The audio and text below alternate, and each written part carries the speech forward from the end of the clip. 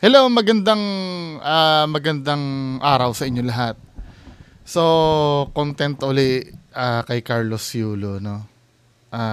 Kahapon may nagko-comment some of you na fake daw yung post. Pero nami-mainstream media na ngayon na talaga may tampuhan sila ng nanay niya.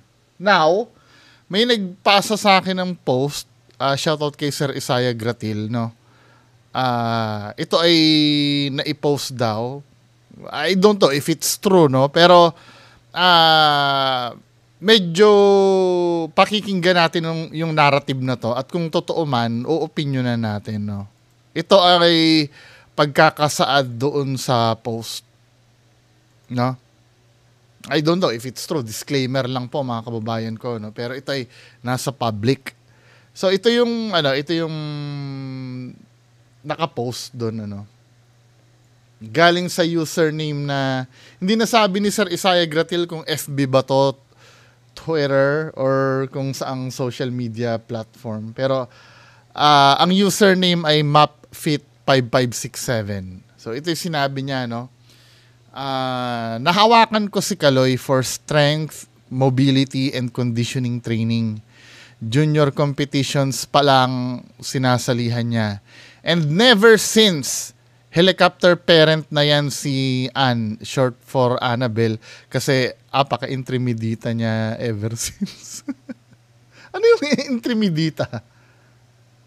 Tingnan nga natin yung meaning ng intrimidita. Parang na-curious ang, parang, hindi ko naman ngayon lang napakinggan yun, ano, pero, parang bibihira ako maano at hindi ko naman intrimidita. What do you mean intrimidita? Tingnan nga natin, men. Intrimidita. Intrimidita. Hindi naman atribida yan. Iba ang atribida, di ba? Tama ba ako? Atribida ay paepal. Ang intrimidita, Filipino word of obscure origin, referring to busybody, meddler, or intruder. Ano pa rin? Parang epal din, no? Pakialamera, panghimasok, mahilig makisali, mahilig makisawsaw, intrimitida. Intrimitida,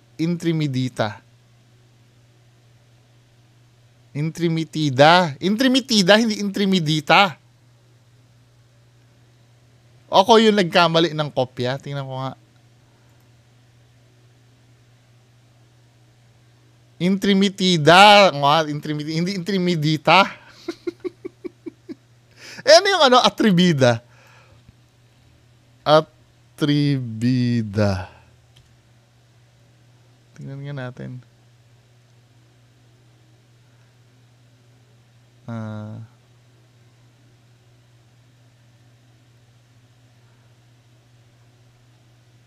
Ganun din. Halos same lang, meddling, intrusive. Ganun din. Parehas lang sila ng meaning. Diba? Matatagal na itong mga slang words na to ng Pinoy pero hindi ako familiar. Anyway, pagpatuloy natin mga kababayan ko. So, ang sabi dito, gustong magpa Kris Jenner na momager. Anong momager?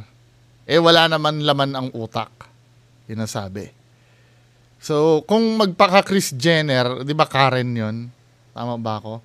'Yun yung transgender, 'di ba si Kris Jenner sa na medyo masama ang reputasyon noon Paki-correct ako kung nagkakamali ako Hoy, Admira, shoutout dun sa nag-correct sa akin na isisingit ko lang kasi may obserbasyon sa akin na katulad nung pag nire-reactan ko yung KMJS. Sabing ganon. Tapusin ko daw muna bago ako magtanong. Oo nga naman, Pinanood ko nga naman yung video ko. Nakakaanoy nga naman. Salamat sa mga nag-criticize. Sabi, gusto magpaka Kris Jenner na momager. I don't know if anong meaning nun, wala naman laman ng utak. Inaway ako ng todo niyan at nung ate George niya na coach kuno. Sa sport ni Kaloy, kailangan whole body mobility ang workout niya. Aba, itong sigaw-sigawan ba naman ako na wag ko daw gawing bato-bato yung anak niya. At pag di raw nakatalon, kasalanan ko. Inexplain ko sa kanya bakit ganun ang conditioning exercises na pinapagawa ko, pero sabi niya, stretching lang dapat. Baka tumangkad pa yung bata. Araw-araw na may workout kami ni Kaloy, di ako tinigilang bungangaan yan. So itong hindi, may alam din ba yung may alam din ba yung nanay sa ganyan larangan? Hindi ko alam yung history ng nanay eh. May alam din ba? Ganito kasi yun pag may naka-assign sa kanya, wag na natin munang pakialaman. 'Di ba? Hindi ko naman yung nanay. Siguro, parang ganito yan eh. May parang gusto kong ihalin tulad dito. I don't know if magmamatch Kilala nyo si Hero Angeles? Kasi feeling ko dito parang Hero Angeles type to eh. Kasi di ba yung mga conditioning coach na yan, binabayaran yan at I don't know kung nagkakamali ako ng comparison Kilala nyo si Hero Angeles? Yung nanalo ng Star Circle Quest nung early 2000. Hindi ko na naabutan to ha. Na-research ko lang po ito. Na-research ko lang si Hero Angeles. Si Hero Angeles ay siya yung nanalo ng Star Circle Quest. Yung parang artista search yun ng ABS-CBN eh. Siya kasi, di ba, siya yung nilab team kay Sandara Park. Tama? Mas sumisikat si Sandara Park. Ganito kasi yung, kaya maagang nalaos si Hero Angeles. Nagbida-bida yung kapatid niya na magmamanager sa kanya. Hindi kasi alam ng mga hindi kasi sapat yung nanalo ka lang ng contest eh. Yes, sabihin na natin na talented si Hero Angeles na artista. Talented si Hero Angeles, tapos talo niya yung iba, yung mga ibang kakompetition niya. So, feeling nung kapatid ni Hero Angeles, alam na nila yung gagawin nila. At hahabol-habuli na yung kapatid niya sa mga projects. Diba? Sa ayaw nilang makakuha ng cut sa ibang manager, kasi yung mga manager may cut din yan, diba? Pag nagkaroon ng project yung artista. Nagpaka-manager yung kapatid niya. Hindi nila alam na malaki ang role ng manager pagdating sa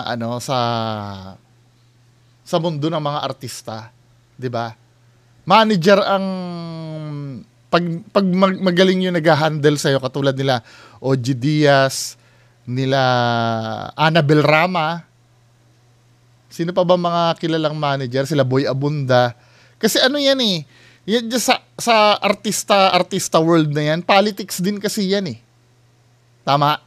Politics kasi yan, hindi yung basta talentado ka. Maraming talentadong artista ang hindi naman nakamtan yung superstardom. 'Di ba? Kasi nga nasa manager diyan. Hindi sa si Lavi Poe, magaling ng umarte ngayon si Lavi Poe eh. Pero nung dati nung mga bagong artista, panoorin niyo yung Shake, Rattle and Roll na napanood ko to sa Cinema One eh. Panoorin niyo yung Shake, Rattle and Roll na yung may Christmas tree na monster. Ando si Lavi Poe, yun yung mga unang sabak sa pag-artista. Walang kwentang umarte talaga. Promise. Alam mo yung kada linya na binibitaw niya, halatang binabasa niya. Pero bakit nagkakaroon ng project na ganong kalalaki si Lavi Poe? Nasa manager kasi. 'Di ba? At from time to time, sa tagal na ng exposure ni Lavi Poe, gumagaling. Napapag-aralan kasi yung pag-arte min eh. Napapag-aralan yan eh. Pero yung kung paano ka lumaro sa mundo ng showbiz, dapat i-leave mo sa mga experts yon. Kasi katulad ng sinasabi ko, may politics din kasi yan. Hindi basta magaling kang 'di ba? magaling kang umarte or may itsura ka, okay ka na. Kailangan magaling din yung nag-handle sa'yo. Same as this one, parang nakikita ko dito, ang tanong, hindi, ayoko namang i-underestimate yung nanay ni Carlos Yulo dito. May alam kaya ang nanay niya sa mga ganyan-ganyang bagay? Or nagdudunong-dunungan lang? Pati yung kapatid niya. Parang gusto kasi nilang mangyari sila na lang yung Kasi siguro nakikita nila may bayad yung conditioning coach niya. Bakit hindi na lang sa kanila mapunta, di ba? Kung kaya lang syempre, di ba? Kaya inassignan si Kaloy ng conditioning coach. Alam kasi siguro ng mga tao na need niya ng expert talaga na mag-handle sa condition niya. Hindi basta-basta na siguro may alam yung nanay niya pero hindi ganoon ka lawak. 'Di ba? Kaya nag-hire ng mga malulupitan na na ganyan. Kahit nga si Manny Pacquiao, 'di ba? Kahit alam na natin na magaling si Manny Pacquiao, pero need niya si Freddie Roach na mag-condition sa kanya. Next. Naintindihan ko yung presence niya kasi minor. Minor pa si Kaloy. Literal na hawak nila lahat nun George. Especially sa finances. 2019 na SEA Games, nakahanap yan ng sympathizer in the guise of Sir Brian na isang sports writer. Bilib na bilib sa front niya na supportive Ma'am Kuno. Noon naka-gold si Kaloy sa Southeast Asian Games, na dito ginawa sa atin, unang bungad niyan, Loy, kailan mo matatanggap ang pera? Diyos ko, rinig namin lahat na nasa dugout that time. Nakapangalan sa kanya kasi nga minor pa si Kaloy. Napaka-toxic niyan. Ngayon, yung dalawa, nakababatang anak naman, ginagawang cash cow. Yun naman ang... Ito, pinagbabasihan lang natin yung kwento, ha. Lilinawin ko, hindi ko alam kung totoo ba itong kwento o hindi. 'Di ba? Wala akong alam. Pero ito muna yung pagbabasihan natin. Siguro, darating ang time, lalabas din naman yung version ng istorya ng nanay niya. 'Di ba? Inuuna ko, totoo ba to? Tatanungin, hindi ko alam. Basta binabasa ko lang kung ano man yung narrative ng kwento na to at re-reactan ko base doon, ha? Baka sabihin nyo kasi hinuhusgahan nyo agad yung nanay. Hindi ko naman po alam kung totoo to. Nabasa ko lang at pinasa lang po sa akin at pinareact. 'Di ba? Napaka-toxic niyan. Ngayon, yung dalawang nakababatang anak naman ginagawang cash cow. Ang gusto pa niyan, yung mga humahawak kay Kaloy, yun na rin ang hahawak kay Carl. Kumbaga package deal. Di naman pwede yun kasi di pa naman national team level si Carl. Talagang athlete itong mga kapatid niya rin. Nang away yan ng todo kaya binitawan si Kaloy ng KG management. Kahit si Coach Al, rinding-rindi dyan. Malaking bagay na nag-Japan si Kaloy kasi nalayo sa galamay niya. Pero asahan na mga PR about her family. In the next few days, malamang si Brian Yalong mag-uumpisa. Naku, kung pwede lang mag-attach ng photo sa comment noon 2019 Southeast Asian Games, lahat kami may lanyard. Lanyard tawag namin sa ID. Ang nakatatak doon, areas na may access ka.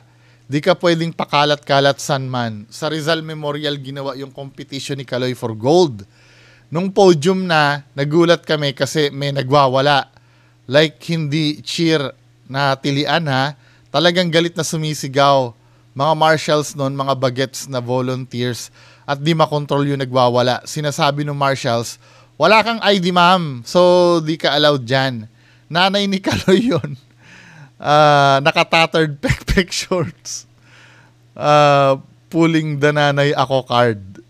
Diba? Gusto ata makipodium. Ewan, Basta she was screaming, nanay ako niyan, and wanted to be there sa athletes area. Which is bawal. Yung mga di nakakilala sa ugali niya, nag-get siguro na enthusiasm ng Gaga and the spectators were also shouting na sa amin, baba na, padaanin nyo, and then nakita namin. Minsan, kasi may yun eh, may protocol kasi yun eh. Pag mga ganong event, sige, nanay ka naman, pero wala ka kasing lanyard.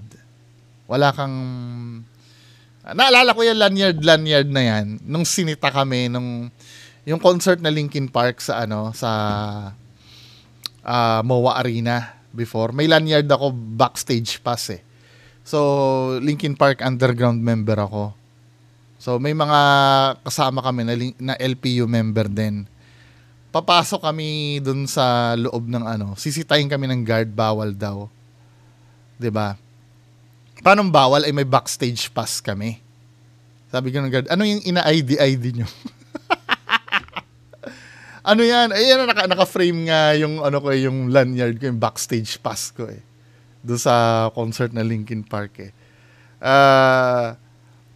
Hanggang kailangan pang yung mismong management ng Linkin Park ang lumabas pero naiintindihan ko naman naiintindihan ko naman. Pero hindi ba sila inorient na merong kaming backstage pass? Makikita nyo, sorry, maalikabok yung ko, papakita ko maalikabok yung, wag na lang.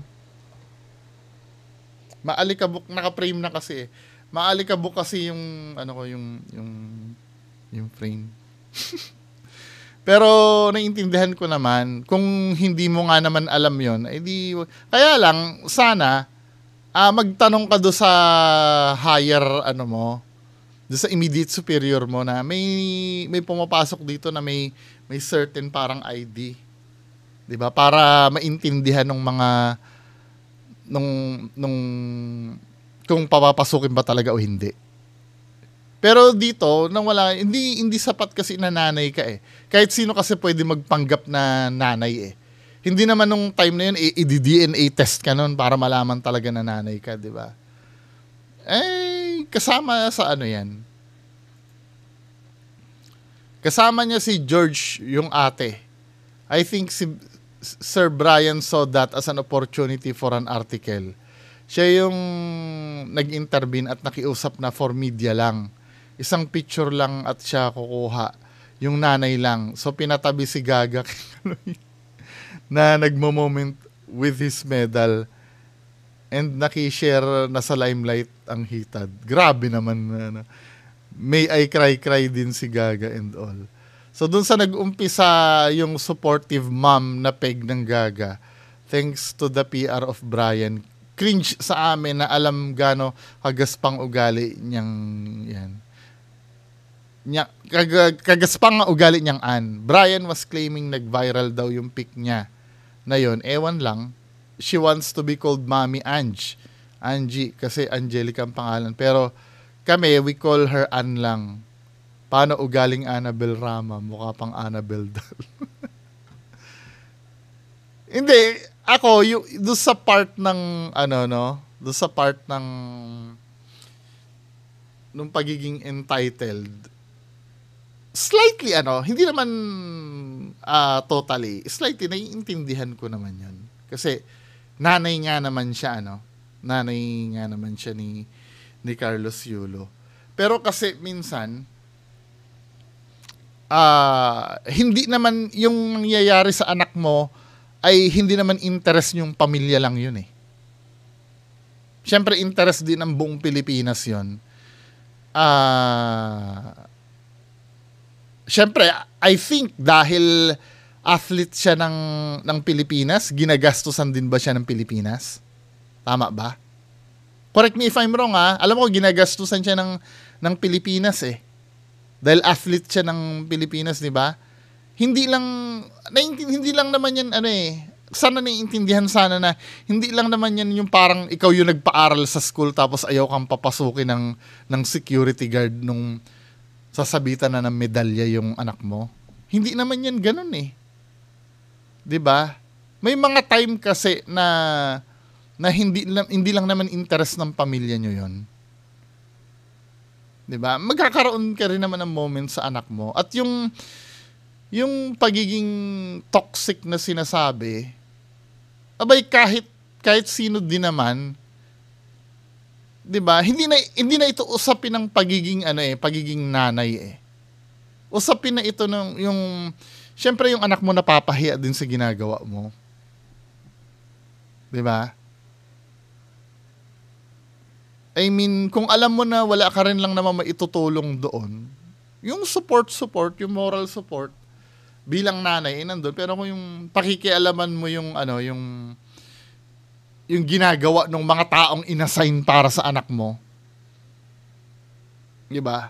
I'm so sure baka mamaya pag natalo pa yung anak mo diyan, baka sisihin mo pa yan nag-train diyan, ano? Kahit pa sabihin mo naman na may alam ka diyan sa ganyang bagay, 'di ba? Medyo ka na muna, relax ka lang muna sa gilid. Hindi naman tinatanggalan yung karapatan mo maging nanay, 'di ba? Siguro sa ganyan, kung ito yung susundin ko, yung kwento na to, sa ganyan, kahit sino din naman mababad trip din naman pagka ganyan yung yes, nanay ka eh. Kaya lang syempre, yung napapahiya din ng anak mo eh. Sa kakaganyan mo men eh. 'Di ba? Anong opinion nyo dito sa sinasabi na to? Hindi naman masama yung support mo bilang nanay, at hindi naman kini-question dito yung hangarin mo na mapabuti yung Pero dito kasi, base do sa kwento base kasi sa kwento, parang ang dating gusto mong ikaw yung maging bida. 'Di ba? Well, bida ka naman dahil dugot laman mo yung yung pambato ng Pilipinas eh. 'Di ba? Pero sana nasa lugar din. So next topic tayo mga kababayan ko. Natawa ako dito sa post, basahin ko Sabi dito sa post, screenshot, ganun. Bes, cancel kita ninong, hehe. Kasi wala ka pa work, hehe. Invite na lang kita, birthday anak ko. Okay po, punta ka Pwede sama mo para kasama ka, Bes. Nasa Indonesia ako niyan, salamat sa pag-invite.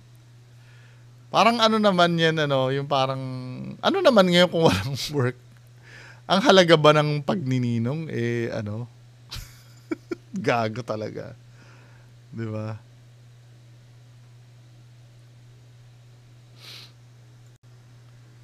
So ito yung ito naman yung interview do sa nanay. Tingnan nga natin yung side ng nanay. Ano ba yung ano ba yung sasabihin ni nanay? 70,000 na na ayun yung masasabi kong nasa akin ngayon as of now, kasi niya yun ang tawag dito, cash incentives niya yun ng World Championships 2021. So sa akin ibinigay ni Ma'am Weng kasi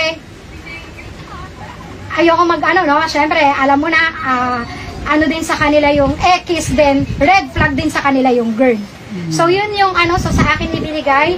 So ang ginawa ko, syempre nararamdaman ko na bilang ina na parang ang sabi ko is baka maubos yung anak ko. Hindi mo maubos yung anak. Then nakita ko the way magsalita ito si ate, parang medyo naniniwala ako doon sa unang statement. Wala naman siyang ginagawang or wala naman siyang sinasabing masama dyan sa interview na yan. At this point, 'di ba? Siguro yung sinabi niya na red flag yung girl, 'di ba? Pero nababakas mo yung bagsik in the future. So ang ginawa ko, dineposit ko siya under my name sa BPI account dito sa may BPI dito sa may Vito Cruz. Then pinahold ko siya, ginawa ko siyang bond for credit card. Na nung nagkaroon kami ng diskusyon ni Kaloy, pinuntahan ko agad yung BPI kung paano ko siya pwedeng isoli yung credit credit card para ma-withdraw ko yung pera niya. So unfortunately, kailangan ko ng 2 years para ma-withdraw ko siya.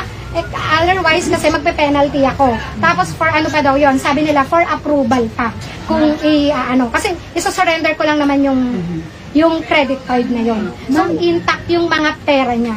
Sa tingin niyo, ma'am, ano ang naging mitsa dito sa hindi niyo pagkakaunawaan ng anak niyo ni Kaloy? Sa anak niyo na si Kaloy? Ang naging mitsa lang naman talaga, no, ever since is yung babae talaga. Yung girlfriend. Kasi, yes, oo. Lalong lumaki, tapos na parang nagkaroon kasi ng training camp si Kaloy. Kasama ko yung asawa ko, naghatid kami sa Terminal 3. Ang sabi sa akin ni Rayland, yung coach niya, tita, alam mo na ba ang nangyari? Sabi ko, no idea at all. Kasi hindi naman kami nag-uusap ni Kaloy eh. So wala kaming idea talaga kung ano yung nangyari. Na parang pagdating pala doon, ang sabi ni Coach Mone, dapat pagdating ni Eldruel ng teammate niya, yung babae, wala doon sa apartment niya. Sa bahay na tinitirahan niya na binabayaran ng JOC na nire-reimburse ng PSC every end of the year. So, dapat, bahay lang siya ng mga atleta, parang dorm. So, yung mga outsiders, Hindi sapat na dahilan yun eh. Para... Hindi, paano kung talaga mahal naman talaga ng anak mo yung babae?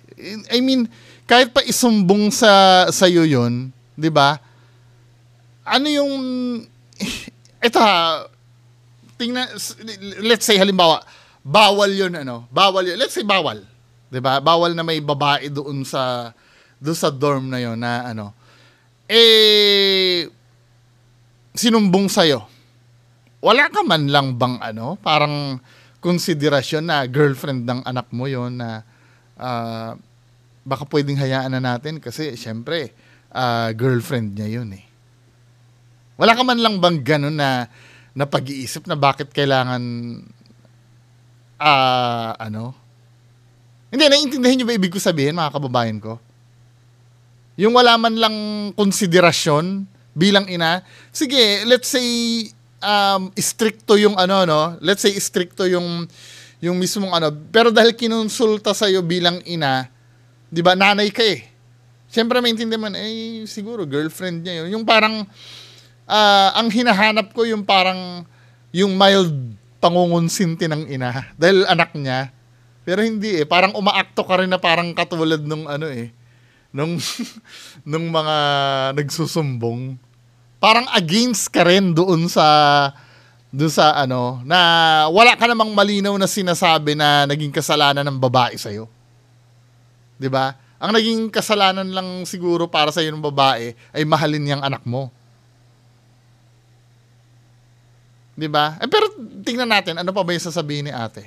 dapat wala doon. Especially yung walang kinalaman sa training. Oo, tinanggap niya, pinakita ni Kaloy, tinanggap niya, nandun yung mga maleta ng 2 bata.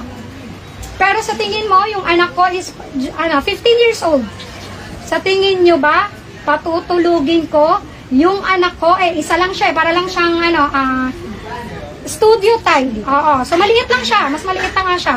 So patutulugin ko yung anak ko, menor de edad, kasama siya at yung babae. Diba? Pangalawa, si Nanay, lalaki naman yung mo.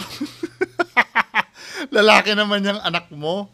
At dapat hindi ganyan ka-harsh yung 'di ba? Wala man lang hindi naman pwede yun, minor yung anak ko. Pero pag sa labas, pwede naman. Hindi ko naman pinagbabawalan yung relasyon nila. Dapat ganun man lang yung naririnig ko eh. Talagang dito nababakas ko. Yes, naiintindihan ko po na may mga rules talaga. Pero ang hinahanap ko kasi kay ate, yung pangunawa ng isang ina sa anak niya na umiibig sa isang babae. 'Di ba? Hindi ko naman pinagbabawala. Yun ang gusto kong marinig. Hindi ko naman pinagbabawala, pero kailangan may sundin tayo. 'Di ba? Alam ko naman na mahal siya ni Kaloy. Mga ganun man lang ang gusto kong marinig. 'Di ba? Pero may nag-comment sa akin na na yan daw babae ay, sino ba nag-comment sa akin nun? Boyfriend daw ng bayan yan. Pero it doesn't matter eh, di ba? Hindi naman importante yung past dun sa ano, kung mahal mo yung babae eh. May chance pa rin naman magmahal ng ano eh, kahit ba naman na nagpakapokpok dati yun, di ba? Eh, tao pa rin yun. Makakasumpong pa rin naman ng ano yun eh. Ng true love yun eh. Di ba? Kahit pa sabihin mong, yun nga, pokpok yung babae na yun. Pero, di ba? At ito namang nanay, masyado niyang hina-highlight. Ito, dito napapansin ko, ina-antagonize niya talaga yung babae sa public eh. Sa totoo lang. Miguel, hindi rin papayagan ng parent niya. Na sinabi sa akin na, Angelica, mag-meeting tayo, hindi ko papayagan si Miguel na matulog din doon. Siyempre, mahirap, puro lalaki eh, di ba? Na anything na mapatingin or something, actually, yun din yung sabi ni Coach Monet, no? Baka mapatingin si Miguel sa puwet na dahil nakakalat, maging masama yung bata. Diba? Yung ano yun yung ano doon. Isa pa kasi, alam ko, is Christian talaga sila, sila, yung papa ni Miguel. Kaya, hindi niya talaga i-allowed yung mga ganong. Pero dati ma'am, naging okay kayo ng girlfriend? Or una pa lang talaga? Ito, magaling yung reporter, ano? Magaling yung reporter. Ini-establish niya talaga na kung kahit pa paano, natanggap niya naman at the past yung babae. Wag niyo ko sasabihin na dapat hindi niyo pinakikialaman niya. Nasa public po kasi. Ngayon kung ayaw niyo makinig dito sa sinasabi ko, pwede naman kayong mag-skip ng channel. Nasa public po kasi ito. 'Di ba? Una pa lang talaga. Una, parang medyo okay kasi nagtatawag-tawag naman sila rito ni ano. So, hindi ko naman din masyadong pinapansin, no? Kasi minsan nakakabwisit yun eh. Yung pag ayaw mo, wag mong panoorin. Pambobo kasi yun eh. Na dahilan eh. Real talk tayo, ano. Ngayon, kung ayaw nyo dito sa pinapanood nyo sa akin, anuhin nyo. Wag nyong panoorin. Pero kung halimbawa, naaanoy kayo dito sa sinasabi ko, labanan nyo yung discussion dito sa taas. 'Di ba? At wag niyo ako idadamay. Natural lang kasing pag-usapan ito kasi ito ay nasa public. 'Di ba? 39,000 nga nakisawsaw dito eh. Ayan oh. May nakichismis ditong 39,000. 'Di ba? Hindi, napipikon kasi ako minsan sa mga comment na ganyan na buhay nila yan, wag natin pakialaman. Naka-public kasi. Hindi naman ito lihim. Hindi naman to lihim na kinalkal ko at pinag-usapan natin dito sa public. Magkaiba 'yon. 'Di ba? Hindi niyo ako tauhan. Ngayon, kung lalabanan niyo ako base do sa argumento na nire-raise ko dito, wag kung ano yung ipapalabas ko dito sa channel ko. 'Di ba? Katulad ko, kung kumontra man ako dun sa pinapanood ko, base yun dun sa pinapakita dun sa video. Pwede ko rin naman sabihin sa kanila na kung kasing babaw niyo utak ko, pwede ko rin naman sabihin sa kanila na ayoko nang pinapanood mo, wag ka nang mag-vlog. Pwede ko sabihin kasing ganun eh. Pero hindi eh, nilalabanan ko kung ano yung sinasabi dun sa vlog. Dun sa video na pinapanood ko. Hindi ko shortcut. Pambobo kasi yun eh. Yung issue-shortcut mo, pambobo yun. Yung, wag mo nang pakialaman yan, buhay nila yan, nasa public po kasi. Pambobo yun. Tandaan nyo ha. Pambobo yung ganun mentality. Hindi nang gigigil kasi ako eh, kadalasan ganyan eh. Yung sasabihin, wag mo nang pakialaman, wag mo nang panoorin. Pero ako pinapanood nyo. Hindi nyo ma-apply sa sarili nyo yung yung yung sinasabi nyo sa akin eh. Pwede kayo? Ako hindi? Anong pinagkaiba natin?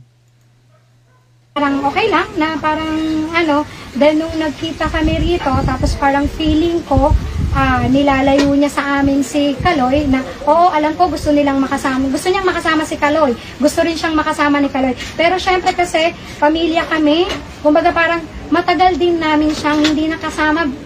because sa pandemic, di ba? Ilang ano yon.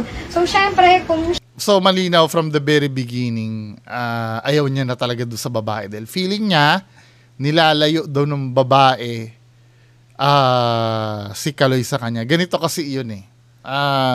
Ang nakikita ko kasi, at tinahi ko doon, doon sa unang nireakan natin na issue, toxic ka kasing nanay. Siguro,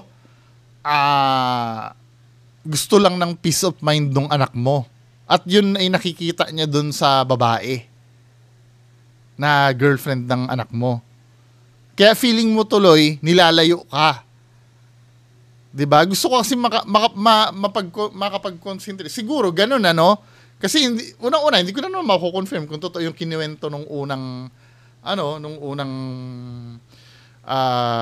binasa natin, pero base kasi doon, kung yun man ay totoo, baka gusto lang kasi ng peace of mind ng anak mo.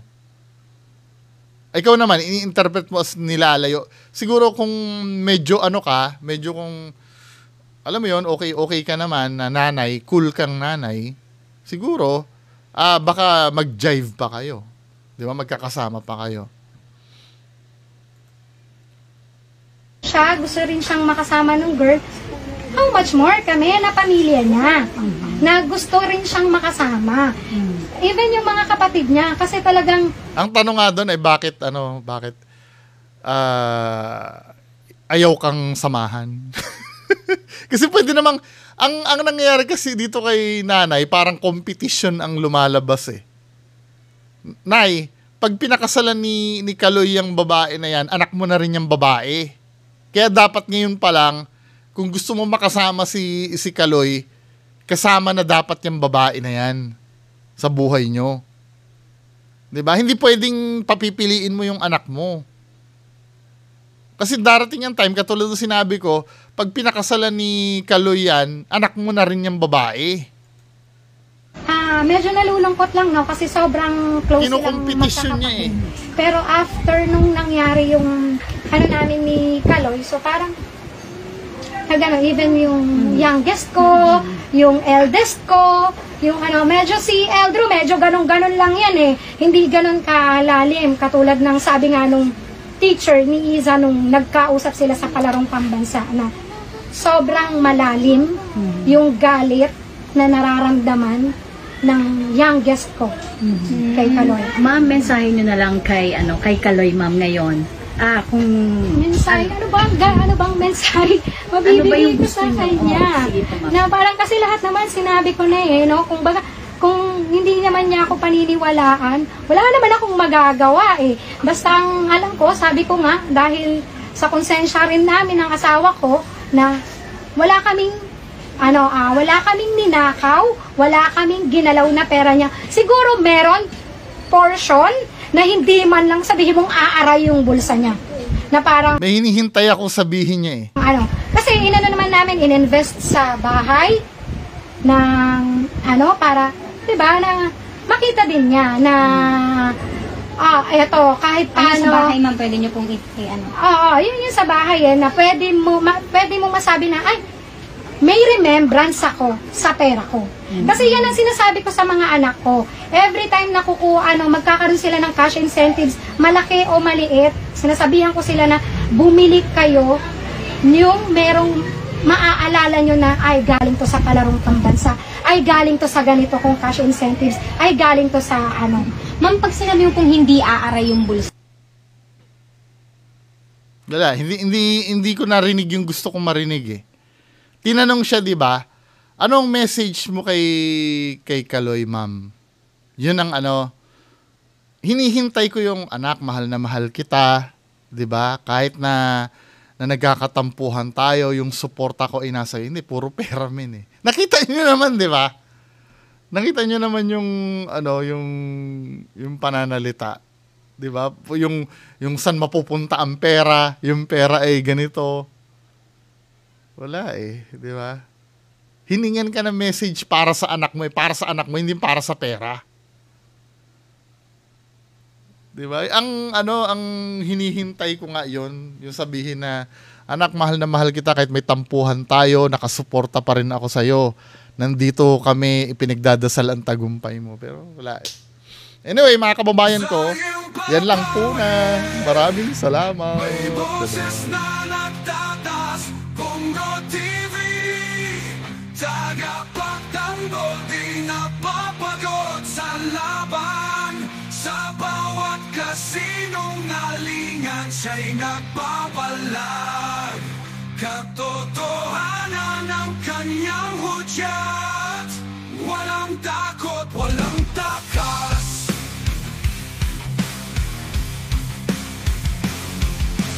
Bongo TV, sa ng pagbabago, sa karima-rimang pananaw, siya'y nagpapahayag, mga alingas-gas ng kasinungalingan, kanyang binabalewala.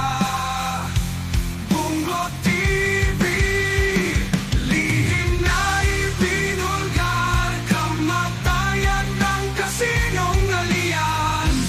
Nasa laot ng kasinungalingan, siya'y natla.